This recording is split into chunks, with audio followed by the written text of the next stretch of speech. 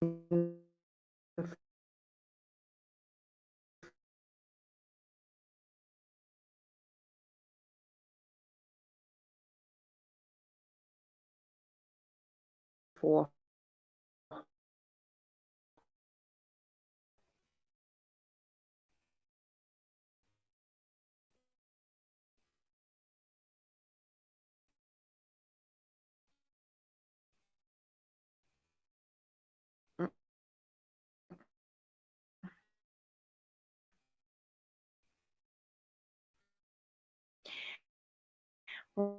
oh, thank God. Let me hope I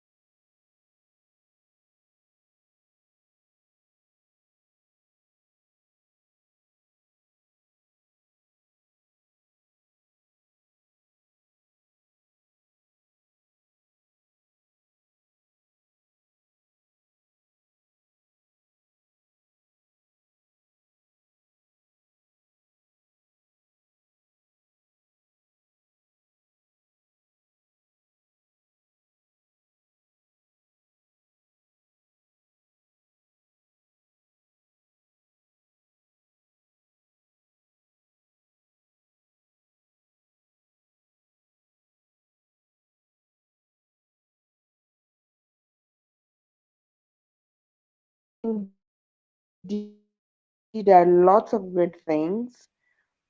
Yeah, I'm not gonna say that he was good 100%, but of course, he did some good things. You know what I mean?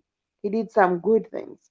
We saw Idi Amin, of course, coming out and chasing the Indians away out of Uganda.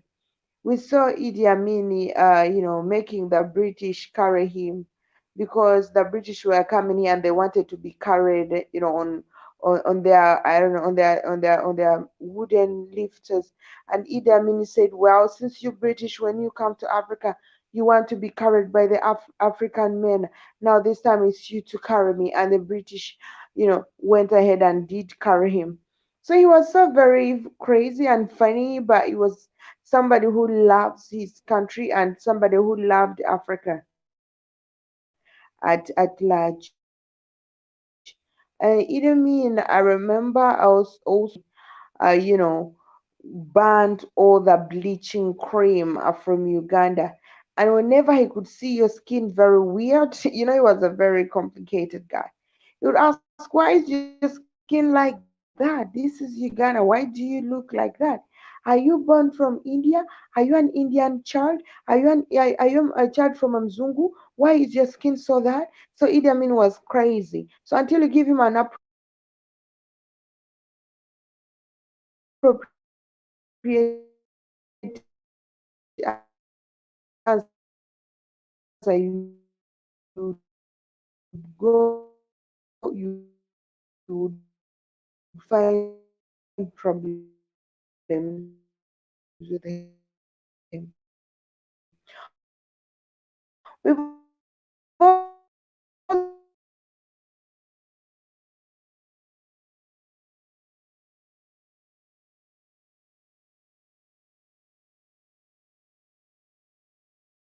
also seen Idi Amin promoting,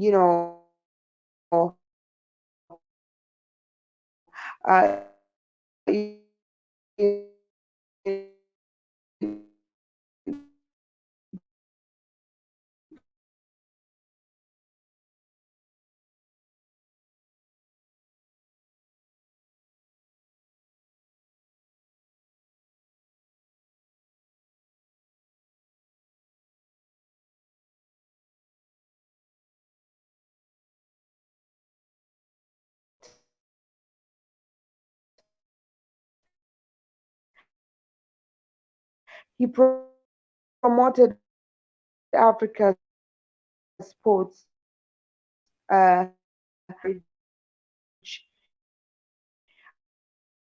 He did not and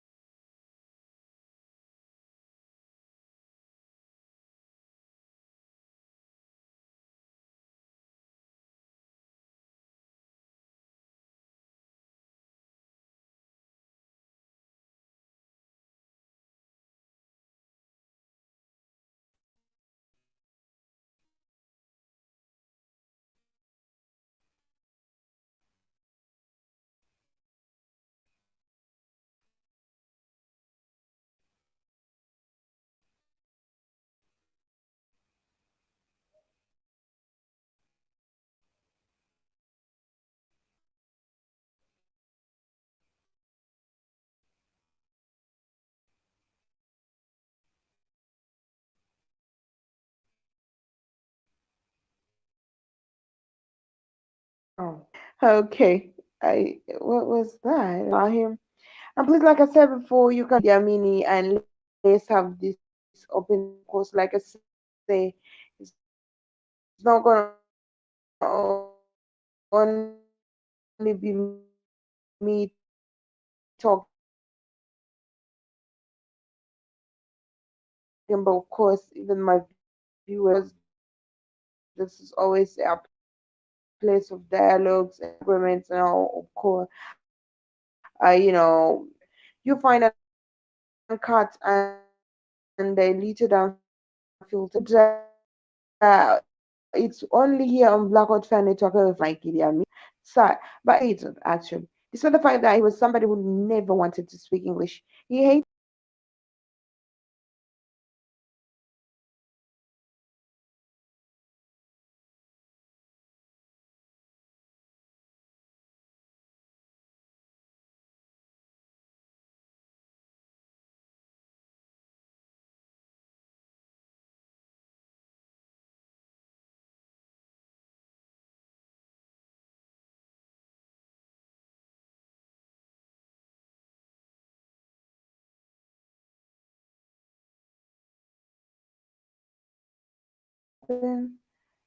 it's so very unfortunate actually. But this is very disturbing. Gosh, where's my network like this?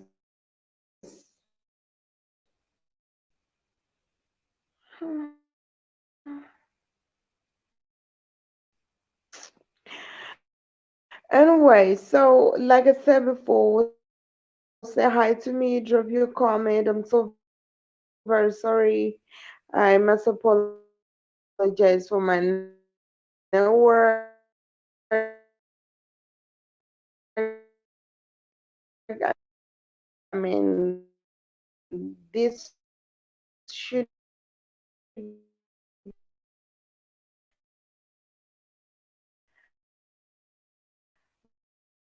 But the network is it's up. So sometime back when I was on Blackout Fire Network, I think that was last year or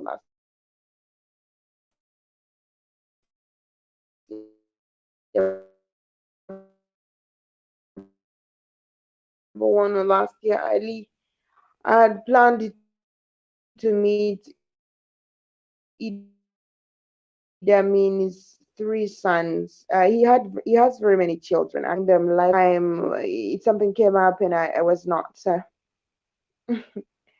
I was, I didn't work on Black Hole Fan Network for some time. So I just didn't talk to those guys anymore. But hopefully, one day, I'll just have to meet them and we shall make some plans. Because I feel like they have to talk to the world about their dad, how they feel about Idi Amin being their father, and everyone thinking that he was a dictator or a traitor, whatever the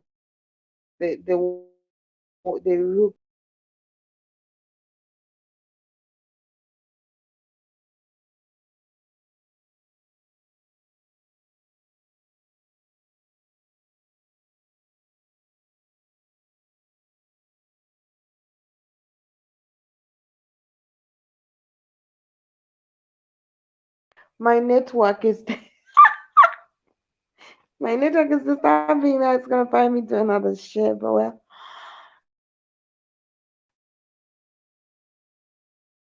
So like I said, please you can drop it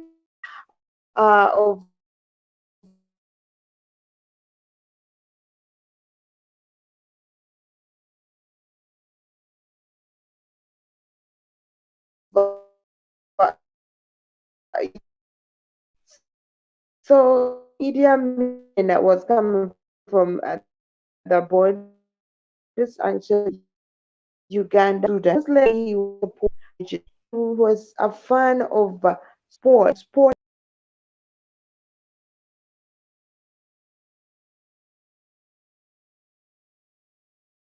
abolished bleaching and he put bleaching to be a punishable by the law of Uganda. So at the time Idi Amin, whenever you were caught bleaching, he would punish you, you would go in jail for that.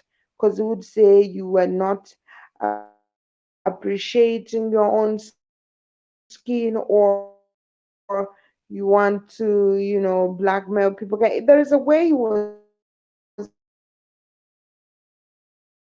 terming all that thing.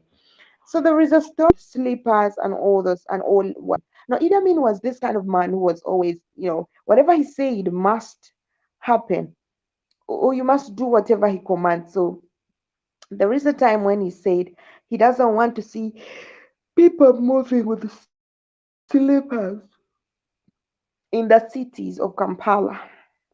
Now, I want you guys to tell me about this. And probably it's me having a wrong feeling about it. But now you can comment and tell me. Idi Amin wakes up one time. He says, I don't want to see people moving with slippers all over the city. Slippers are supposed to stay in the bathrooms. Slippers are not even supposed to come in the dining rooms. Slippers are supposed to stay in the shower rooms and etc. So, what Amin did, he ordered all the shop attendants to reduce the price of shoes. Sandals, simple shoes like sandals, closed shoes, whatever, every type of shoes. He reduced it to the price of bread at that time. When I say bread, that means at least almost everyone can afford bread if you're staying in the city. So he reduced the price of those things, of the shoes, the sandals and the shoes to be very affordable because he wanted sandals. I mean, when he ordered, he said, whoever will be in slippers will face his wrath. So what did Amini do? Amini woke up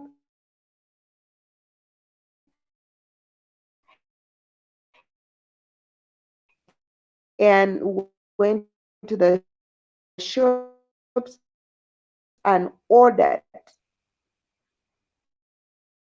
all the shop attendants to reduce the price of sandals. In like 2 months, every person in the Kampala will have bought shoes. You know, buy the shoes. So he said, I reduced the shoes prices. I reduced the shoe prices to at least something I believe everyone can afford. So he thought that these people are full. I will make you eat your own slippers. That is why he reduced the price of sandals. The moving with slippers here.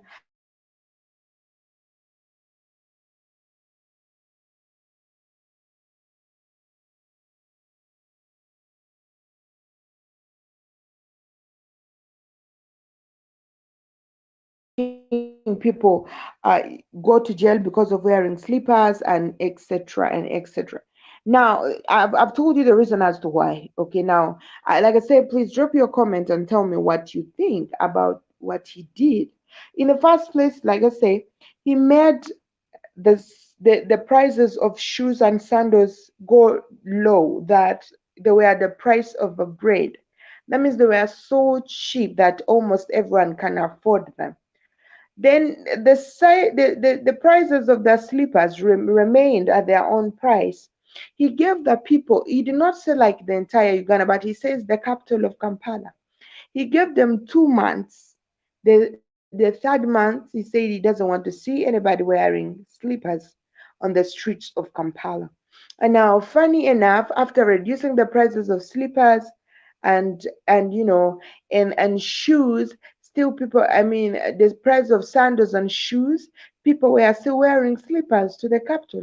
He believed that slippers were things that were supposed to stay in the toilet and the bathrooms, so they are not supposed. So how um so that's how everything happened. So he did punish those who came out after 2 months wearing their slippers. You understand? So from there, everyone said that Idi Amin was feeding people with slippers and etc. With all those, I'm going to handle a little few of the stories, of course, because he did a whole lot of great things. Like I told you, also Idi Amin was somebody who loved sports. He was a sport lover. Let me try you know, he loved sports. He loved sports so very, very much. I can see Mr. Truth is here. Mr. Truth, thank you very much for coming on Black Hot Right Network. Thank you for coming. So, like I say, Amin loved sports. He supported sports so much. And he also, I loved it, music, dance, and drama. Now we could see during the days of Olympic, Amin was the first president of Africa to force, the white people to sing Africa's national anthems on Olympics. Now realize there was a time where most African countries were participating in Olympics, but sad enough, they were not singing the national anthems of Africans.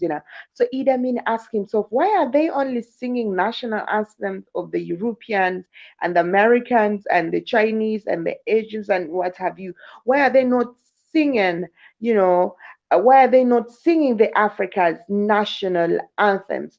So the white people were like, yeah, you know what? We don't know your songs. We don't know your national anthems.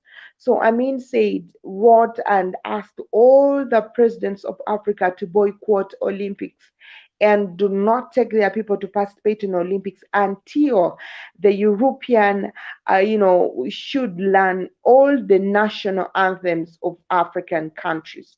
And trust me, they did. And it was so very amazing that they decided to sing all African national anthems during the Olympics. That was because of Amin. Probably if not, they wouldn't have sung those national anthems. And to be, no, I'm saying this with no shame, Amin was feared. The Europeans really did fear Amin. So one time, Amin also had to take a group a, of young Ugandans to UK to go and study medicine, because he wanted them to come back and be doctors. So what he could do, he could go hijack. Now you can see him hijack the European doctors and bring them to Uganda to teach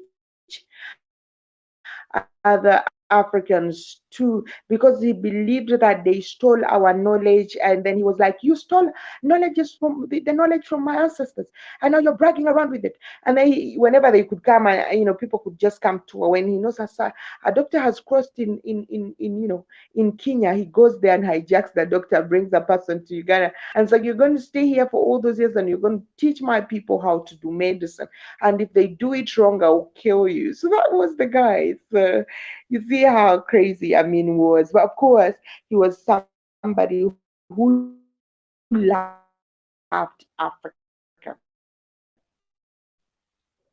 Despite of the fact that people feel like his love was beyond and was getting crazy. He was going mad about this whole feeling. But of course, unless no, I can see my bright brain. Yeah, thank you very much for coming, guys. Mr. Truth says he was a good leader. The West didn't like him. The West didn't like him, and sadly to say, the West used some of the Ugandans against him.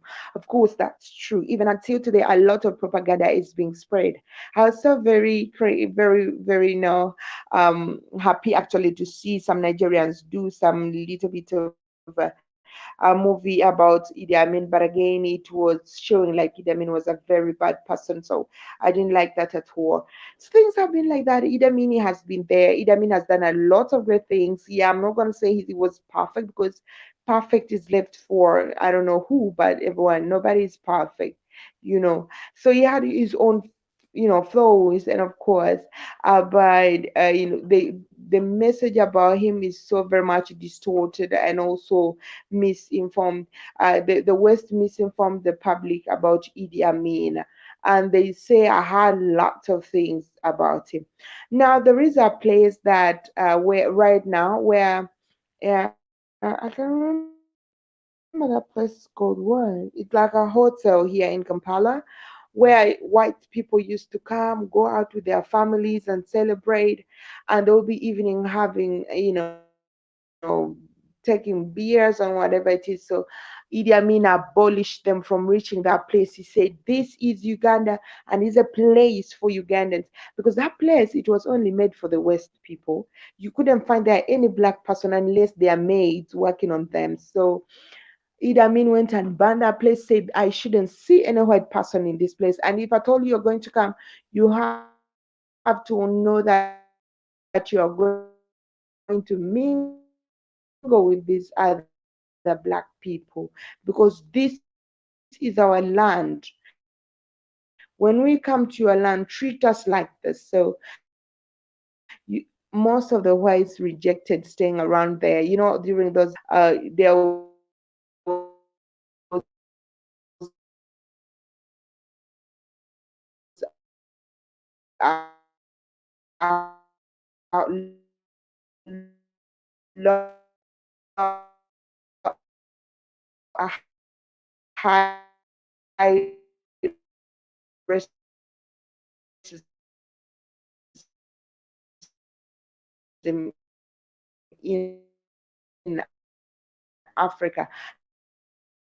So Amin had to throw them out and call up and make it available for almost every Ugandan to reach.